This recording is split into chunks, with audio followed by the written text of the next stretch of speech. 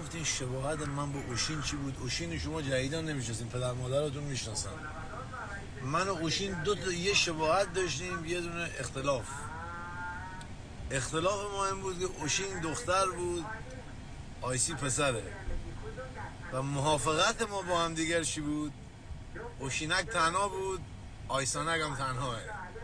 یعنی باورتون نمیشه این ساگ خارکوسه همین شکل قیافش من خسته کرد. امشب باید ساگ دیگه بگیرم. آقا یه چند تا ساگ نایک درست حسابی برای من بفرستین توی. آقا که میگم اون خانومام جز بشن، یه لحظه اجازه بدین. برای مسیر مملکت من باید یه کافی میل بکنم در کنار وایز جان. ناله کن کونکش، ناله کن. این همه حرف خوب میزنی به کون گشادا. این ناله کن کونکش چیه؟ یاد که پدر مادرشون پدر ما رو در آوردن. این چیه گفتی فلان اینا؟